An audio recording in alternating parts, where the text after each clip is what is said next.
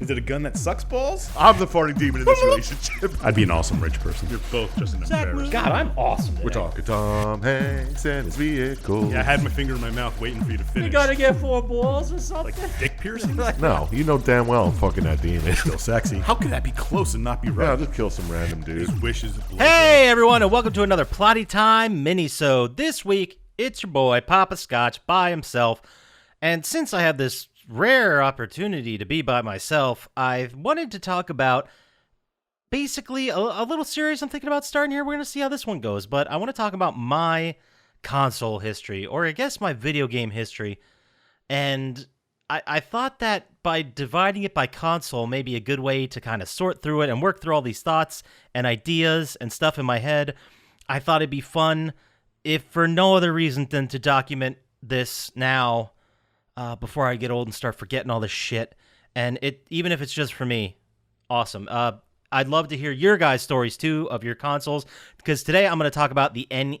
There's going to be a little lead-up with Atari, which is for real, but at the end of this, I'm going to talk about my personal console history. I'd love to hear what you guys think, and I'm going to kick this off early. plottytime@gmail.com. You can write us an email. You can tell us your story. You can get to us faster on the socials with some great retro video game news you may have. That'd be awesome. You can, buy a shirt to support us. That'd be great. Like and subscribe wherever you want. Go to YouTube. Check us out there. We're all over. We're everywhere. Plotty Time's everywhere. That being said, I want to kind of talk about this journey of kind of how I got into video gaming. Now, you could say, well, Poppascotch was the early 90s. Video games are everywhere. Arcades are everywhere. Yeah, but I was a child, so I couldn't, go out at night and check out the arcade scene. You know what I mean? I was at the start of the 90s, and I'm dating myself now. I was 7 years old. So at the start of the 90s, I was just a little kid. I'm dating myself a little bit. But yeah, I couldn't just go out and do whatever I wanted. But I remember fondly some arcade experiences. Usually my parents would just leave me there because they'd give me money. And not like a lot of money. They'd give me like $5 at the time. I'd go cash out my quarters. I'd be done in a half hour. Then I'd go ask for more money, and then they'd yell at me. And then so they just eventually I got used to just burning all my quarters immediately and then just standing there. This was at arcade. I think it was called, and don't quote me on this, it might have been a chain, and the first thing that comes to my head is Time Out.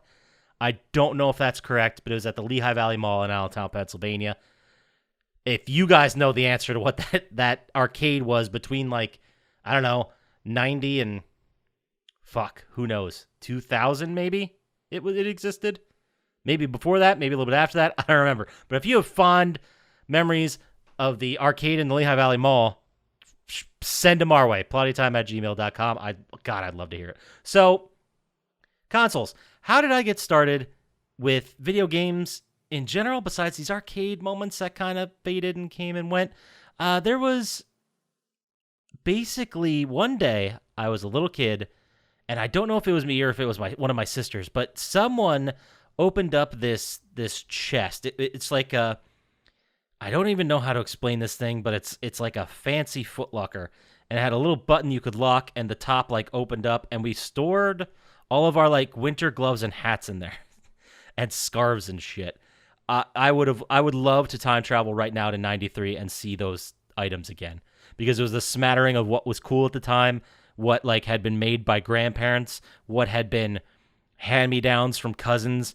Oh my God, what I wouldn't do to look in that chest right now. Oh, maybe my parents still have it. I'll check. But so I remember opening that one day to get a hat out, and then I think it was me. It might have been one of my sisters, but there was I might be recalling just another time later I pulled this thing out. But moving the stuff, there was a big thing of plastic, and it turned out to be an Atari, right? I forget which Atari it was. It was the most famous one with the controller was just the stick and the one red button. I think it was the Atari 2600. Okay, yeah, I just looked it up. It was definitely the Atari 2600. So this thing, my dad at some point, I am 4 years younger than the oldest sister. They were married in 76. They had the house at 79. They had my sister in 79. They had 3 years in there where they were young people, which would have been, I don't want to do math, but my parents were young. They had a nightlife. They went out, they did things, and I guess my dad, in a moment of this looks like cool tech, like all young people have, he bought an Atari 2600. I need to ask him more about this now that I think about it, because I just remember it appearing. I don't remember it like someone going out and buying it. I just remember it appearing, and I won't spend too much time on this because honestly I don't remember much of gaming on this thing. I remember we had E.T., and I don't even know if I'd seen the movie at that time. Obviously it had been out because I was a child, but I don't think I've seen it. And then they had the game I distinctly remember as Missile Command. It's the one where the things are coming down from the top, destroying your barriers, and you have to... they're like lightning bolts. I think it's the same game they were playing in the beginning of Terminator 2. But they were like lightning bolts, and then you had to basically click on the screen, and that would blow up some like a thing. And if the explosion circle hit the lightning bolt, it would disappear, and you had a slow firing rate. You had to hit all of them, at so on and so forth. I distinctly remember that. I remember being terrible at it, and I remember that we set it up just so we could see my eldest sister play it, just so we could watch, and it was captivating to us. So I'm assuming this led into what would be our first purchase of an NES, and I'm trying to think back. This must have been like 92, 93. I remember the Nintendo being out for a while. Like, we didn't get it launch day, you know what I mean? Like, we got it when it was like an affordable $100 package or $200 package. I don't remember specifically. I didn't buy it. My dad did. And so I remember the day we opened it for like Christmas, and my sister was excited. It came with Duck Hunt and just the OG Super Mario. We played the shit out of it. I remember one of the earliest games we got was The Legend of Zelda, the first one, and I remember playing that so much as a kid.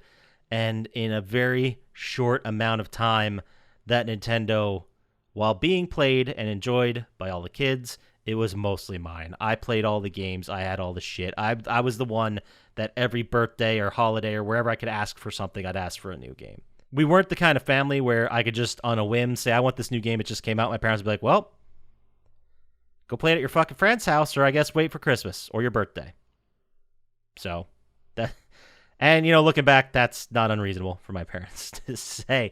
But so the NES, the Legend of Zelda was in like high rotation for sure. I remember at one point, I don't know how it happened, or maybe we were just throwing the cartridge around or whatever, but I remember my sister getting far, and by far I mean like the third dungeon, like not super far. But it felt like forever in my mind. And she like got to a point where she saved and she had like 6 hearts or whatever. And then the game just reset and she lost the save. And I felt like it was my fault. I felt so terrible. And then me and my dad sat there for like 3 hours trying to get her back. And we got her like 3/4 of the way, and she was so disappointed. But that was a real fun memory with my dad about playing Legend of Zelda as a little kid. I remember hitting all the highlights. Super Mario 2 we skipped, but I remember renting it and playing. I remember a lot of NES games, and I remember playing a lot because we would go down to the video store and rent a couple games. We were the family just like everybody else. You go down Thursday evening, pick out a movie for the family. Maybe if I'm lucky, I got a game too for a couple bucks. My parents very quickly realized, this is before, kids had screens. So my parents realized that if they rented me games or got me the games for my birthday or whatever, I would never ask them to like drive me to the arcade. I would never ask them to play with me. I'd never ask them to buy me more toys. Like, this was it pretty much. So they did. And it was a great way, I guess, for me to get out of their hair. I don't know what else the reasoning would have been. So I remember playing a lot of rented games, and I remember not liking a bunch. I remember loving a bunch. This is where we first played A Boy and His Blob, and I love the concept of throwing like flavored jelly beans, and then the blob could have its own function. Like, I remember giving it root beer, and it turned into a ladder. That was one of the ones I definitely remember. I also remember renting Super Mario 2, but it was so different from Super Mario 1 that I didn't love it as much. I do have a friend, Tam, friend of the pod, who played the shit out of that, who loves that game to this day and will defend it till his dying breath. I didn't like it as much, but definitely when 3 came out, when the movie The Wizard came out, and I remember that moment when The Wizard, the movie with Fred Savage, came out. They had the big reveal at the end of the movie was Super Mario 3, and they showed gameplay from Super Mario 3, and this was like early hype machine stuff. This was, when you're shooting a movie, it might be a year before it's done and out in the public, so they had to like coordinate and have part of the game done at least the first level, so on and so forth. So it was very impressive from a timeline perspective, but I remember the movie coming out, getting everyone hyped for Super Mario 3, and then I remember everyone playing the shit out of Super Mario 3 so much. I played the shit out of it, everybody did, although I don't remember beating it legitimately. I remember beating it on a snow day with Game Genie, and I beat it several times. It was those slow side-scrolling ship levels in the last map that really messed me up, so I would just cheat and get like a P-Wing and just fly over them and never bother with them. So definitely Super Mario 3 high in the rotation. Sports games, I remember distinctively Bases Loaded 2, and I remember having a lot of fun playing that. But I remember the batter, but I don't remember fielding or anything. I remember it being simple, like not too involved. I was really into baseball at that point in my life as a kid.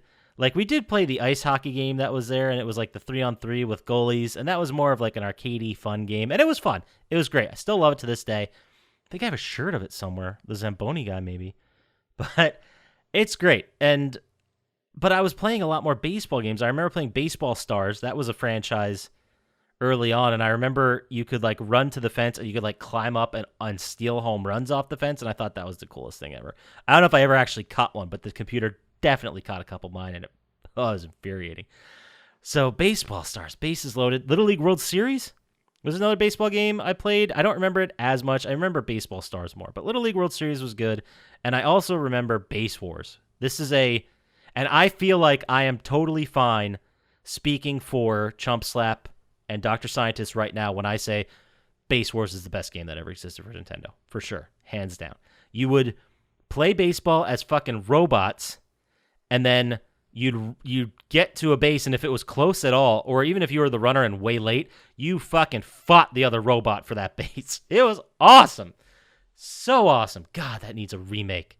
If you could somehow get MLB The Show on the horn with the Mortal Kombat people, we could make something happen, guys. Let's print some fucking money. Call me. DM me. You know how to get to me. At Plottytime on all the socials. There's also a couple of weird games that I remember being enamored by. These two are in the same category. It's fucking weird now that I think about it. But there was the Dick Tracy game, which is notorious on Nintendo for being terrible.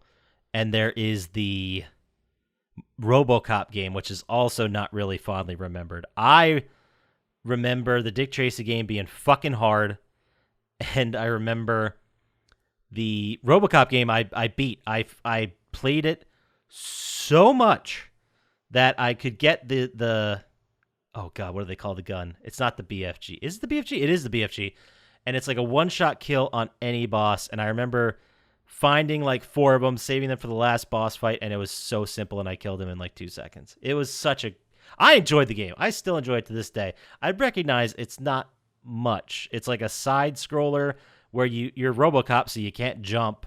You can't jump to new areas. You're just walking across the screen or kind of climbing ladders like a Ghosts and Goblins style.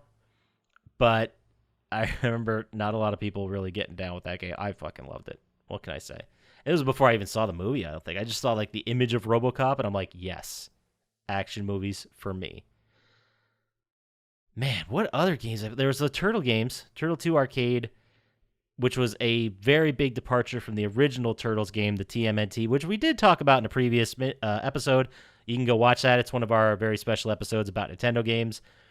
And I remember, I won't go over too much detail. You can go back and listen to it. And I remember it being extremely difficult because you had the 4 turtles, you had the underwater bomb defusal level, and then you had so much more to the game after the underwater bomb defusal level. And I remember the first time I beat the underwater bomb defusal level where I had like 1 health bar of 1 turtle. And I was going nuts excited about this thing.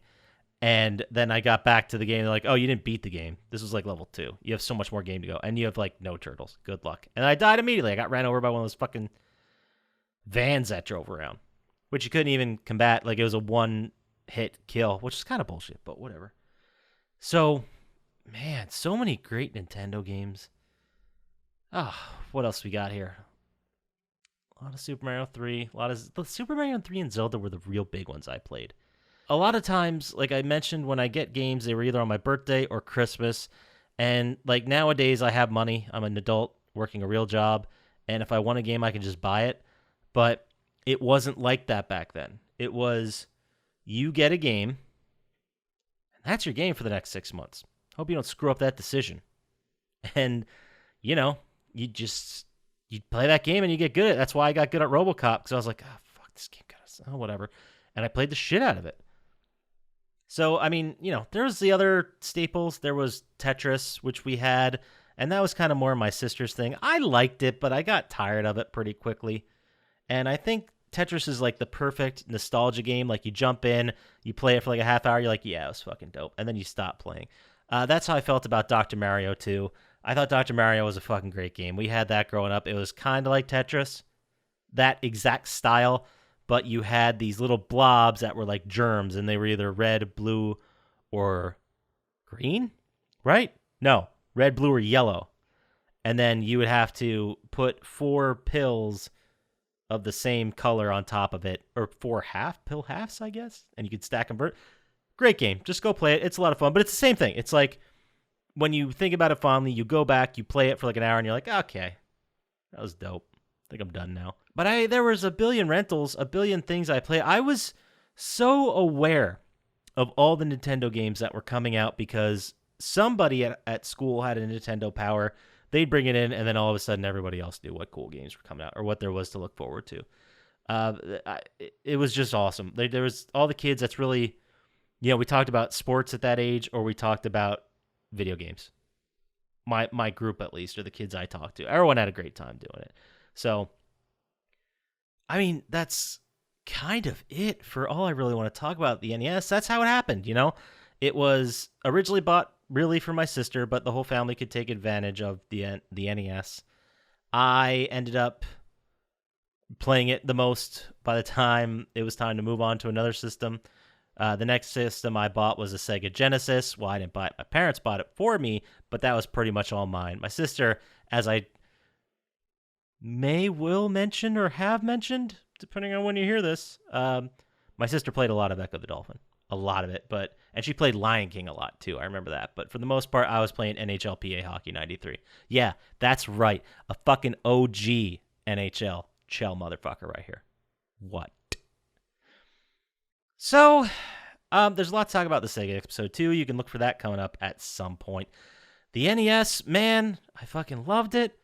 I still love it to this day. I still have one. It still works, which I thought was amazing. Like, the engineering of that thing, it's so, like, looking back, it's so simple. It's one board, a couple connectors, power, barely any power, and like an AV audio and mono audio out.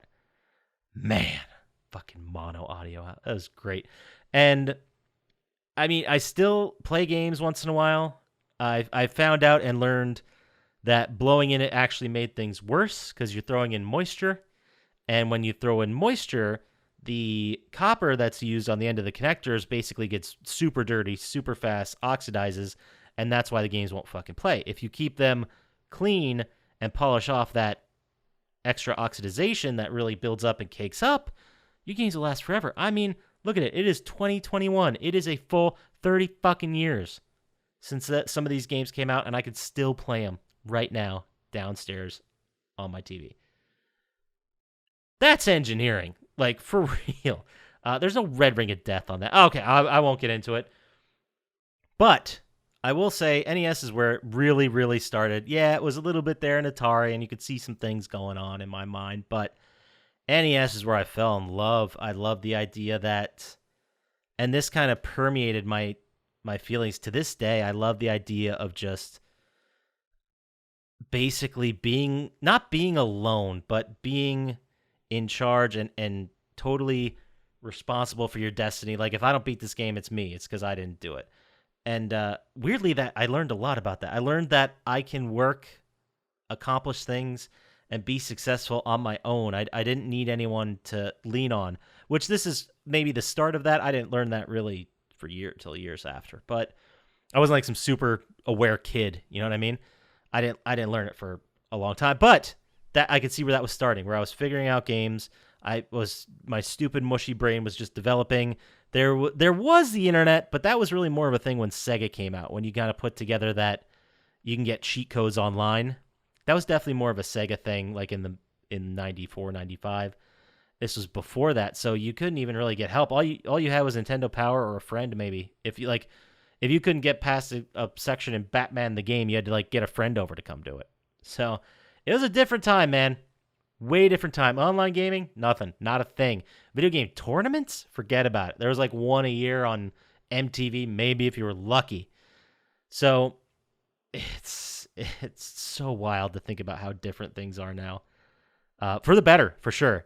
But what you young people out there got to realize is when, you're using your brain, you're developing, you're growing up, you're making connections, you're associating that time and place with a thing. And in my mind, there's every memory of being a child around the early 90s is me in front of a television playing a Nintendo game, or sitting next to someone playing a Nintendo game, or like playing with my dad or my sisters, and just being amazed at this toy thing that with this stupid wired paddle with 4 buttons and a D-pad, you can control what was going on. It was amazing. It was groundbreaking technology. It changed me forever. Just getting an idea of what's possible, and that's why people love these 8-bit generation games so much. It's the nostalgia. It's the thinking back to a different time, and for me, it's most of my memory recall at that age. But I'm talking too much. That'll do it for me. That'll do it for this episode.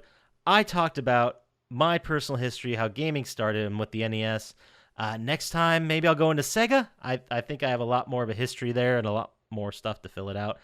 But really, we'd love to hear your stories. Send us emails, plottytime@gmail.com. We have a 100% guaranteed response rate, so you can guarantee a response. You hit us up on email. You can hit us up at the socials, at plottytime on Instagram and Twitter. You can go to YouTube, like and subscribe there. Really helps us out. You can buy stuff from our store on eBay as well, or just search for Plotty Time Store. You'll find it. It may ask you, like, do you mean Plotty Time? You don't. You mean Plotty Time, because you're a good person. All right, so that does it. Get out there, play some games. Poppascotch out. Peace.